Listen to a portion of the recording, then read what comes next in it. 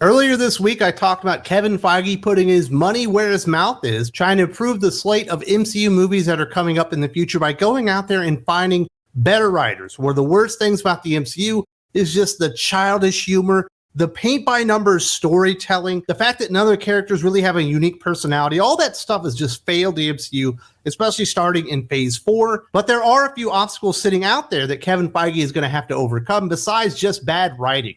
I saw an article, in fact, I saw a couple of articles this week talking about how the MCU has set up the replacement for Spider-Man already, and that character is going to be Kamala Khan. And reading these articles, I must say that I agree with them. That is exactly what they've tried to do, setting up Kamala Khan as this big fangirl of Captain Marvel and trying to play the Tom Holland Spider-Man playbook, but for this character. But for many reasons, this will absolutely not work, and it will blow up in Kevin Feige and Marvel Studios' face, just like most other things have lately. Even Guardians of the Galaxy 3, which it sounds like a lot of people enjoy the movie. Even that's not doing all that well, and I'm going to talk about that here on the channel tomorrow. But today I want to talk about Kamala Khan taking over for Spider-Man and why this will never work. Although Spider-Man continues to be an active superhero in the Marvel Cinematic Universe, Phase 5 already has his replacement as Spider-Man, played by Tom Holland, evolves into a more mature hero. As the MCU keeps expanding, some new heroes have many similarities to previously introduced characters, and they end up taking their places as some heroes' stories take them on different routes. After the events of No Way Home, Spider-Man is finally moving forward as a different type of superhero. But Phase 5 already has his replacement thanks to Kamala Khan, played by Iman Vellani, aka Ms. Marvel.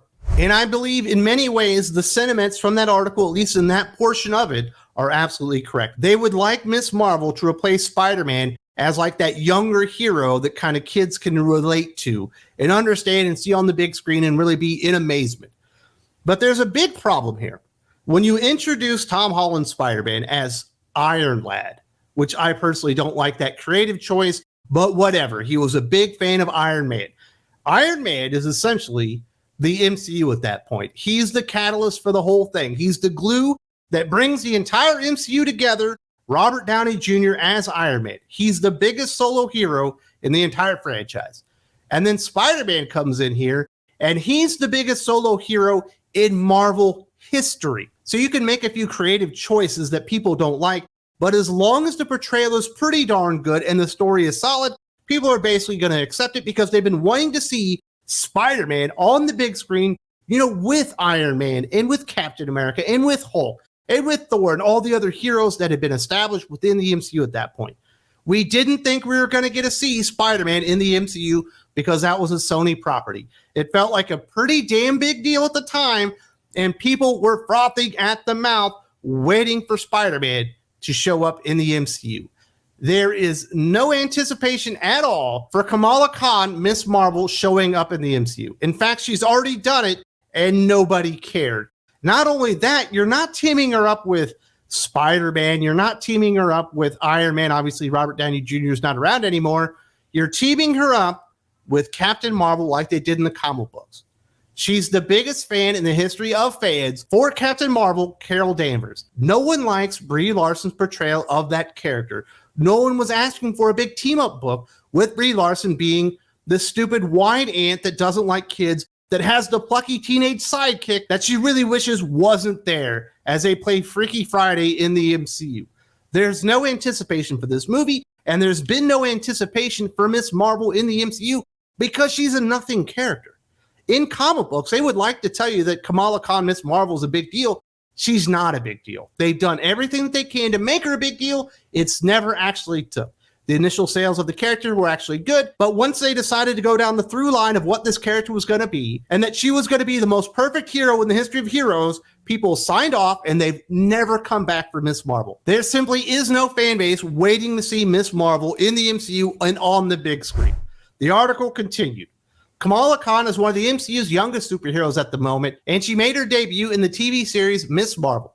Ms. Marvel established that Kamala is a big fan of Captain Marvel, and she will finally meet her favorite superhero and others in the Marvels. Her first big screen adventures in the MCU, the Marvels will see Captain Marvel, Monica Rambeau, and Kamala joining forces as their powers become entangled, resulting in them swapping places with each other every time they use their powers. I've talked about the Marvels trailer here on the channel, and I do not believe that the story focus and what we're seeing through the trailer really aims itself at MCU fans in general. I think it's a very small portion of MCU fans that this movie is actually aimed towards. So I do not think it's going to be successful at all. But we've already seen the character. They mentioned she did make her debut on Disney Plus in her own solo show, Ms. Marvel. And guess what? It was the least viewed MCU show in the history of Disney Plus so far. No one cares about the character, and it's aimed at such a niche audience. They should make a Kamala Khan Ms. Marvel movie. They should do a The Marvels team-up movie, but it should be made only for Disney Plus because there's such a small audience that actually wants to see these characters because she's not over.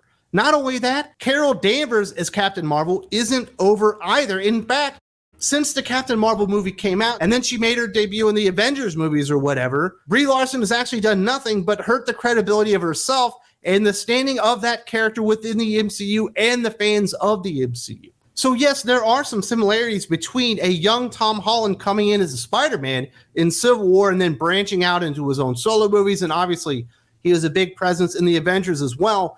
And what they've done with Ms. Marvel, Kamala Khan, she is a young hero. She's also come under the tutelage, or it seems like the mentorship of Captain Marvel up in this Marvel's movie, but the circumstances themselves couldn't be more different. When Spider-Man debuts in Civil War, the MCU is the hottest thing in the world. It didn't matter what they put out, it was going to make $1 billion minimum at the box office.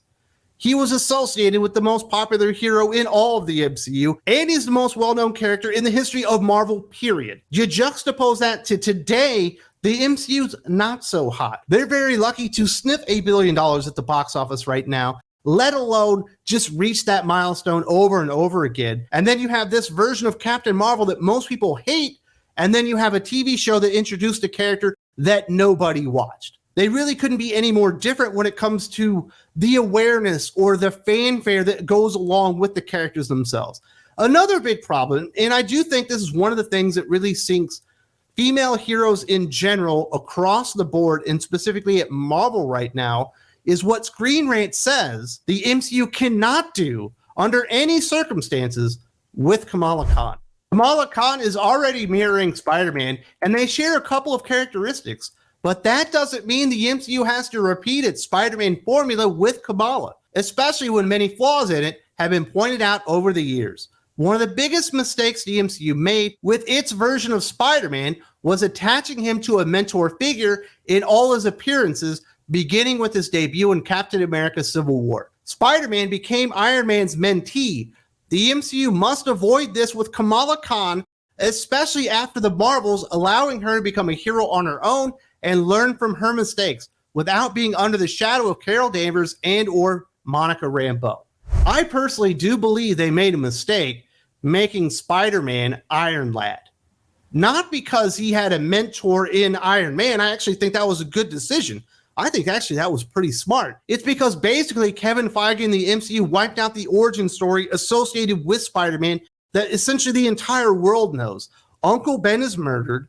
Spider-Man does not intervene as a teen, and that motivates the character moving forward and is a guiding light for Spider-Man from that day forward until all times. Uncle Ben's death is inherently a part of Spider-Man, and to cut that out and basically say he became Spider-Man because he was really looking up to Tony Stark and admiring him really doesn't do the character justice or the character's history justice.